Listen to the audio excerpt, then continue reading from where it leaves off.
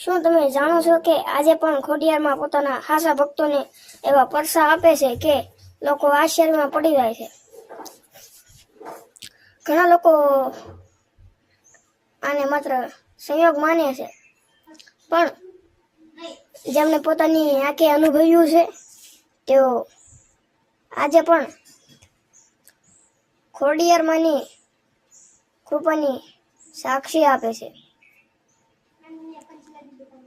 Part 2 માં એવા હાસા પ્રસંગો અને ભક્તોના અનુભવ વિશે વાત કરીશ. તમને સાંભળીને તમારો વિશ્વાસ વધુ મજબૂત થઈ જશે. આ વિડીયો અંત સુધી જરૂર જોતા રહેજો, કારણ કે છેલ્લો પરસો તો હજારો ભક્તોના જીવનમાં આશાનું કિરણ બની ગયો છે. ખોડિયારમાંના હાસા પરસા પાર્ટ 2.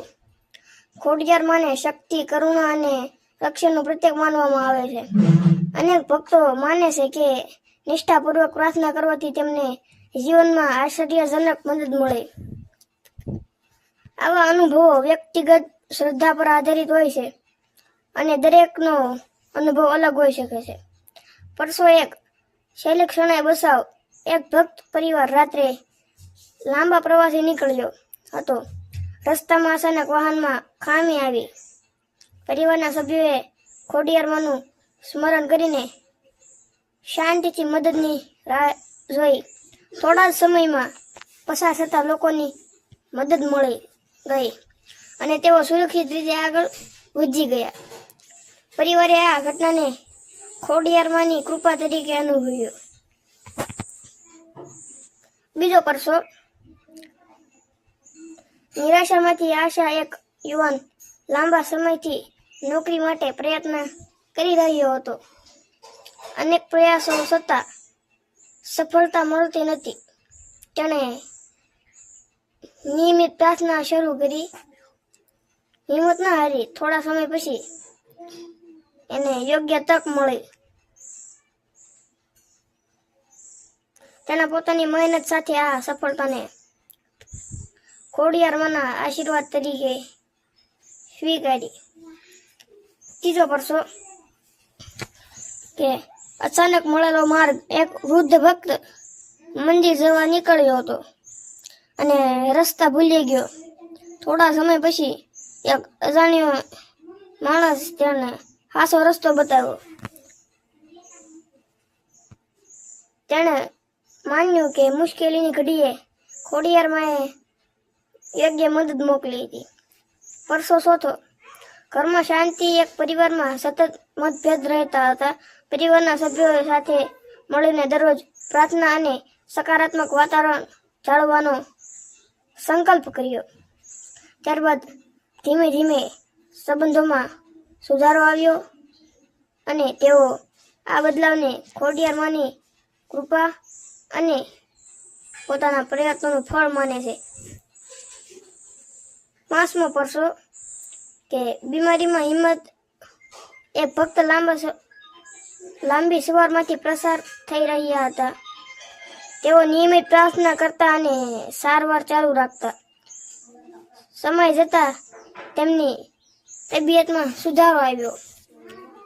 તેમણે ડોક્ટરની સારવાર સાથે ખોડિયારમાંના આશીર્વાદનો પણ આભાર માન્યો. ત્યારબાદ 6થો પરસો. ખોવાયેલી વસ્તુ મળી. એક મહિલાની મહત્વની વસ્તુ ખોવાઈ ગઈ. ઘણા સમય સુધી શોધ્યા પછી પણ ન મળી.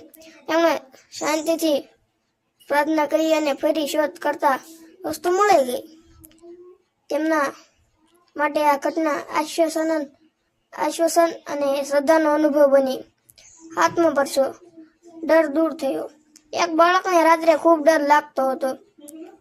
પરિવાર દરરોજ પ્રાર્થના કરતો અને તેને હિંમત આપતો. થોડા દિવસોમાં બાળકનો ડર ઓછો થવા લાગ્યો.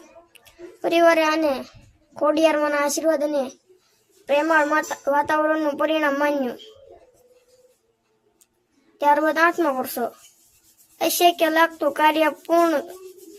એક ભક્તનું વર્ષોથી અટકેલું કામ આખરે પૂર્ણ થયું. તેમણે સતત પ્રયત્નો કર્યા, નિરાશ ન થયા અને પ્રાર્થના ચાલુ રાખી.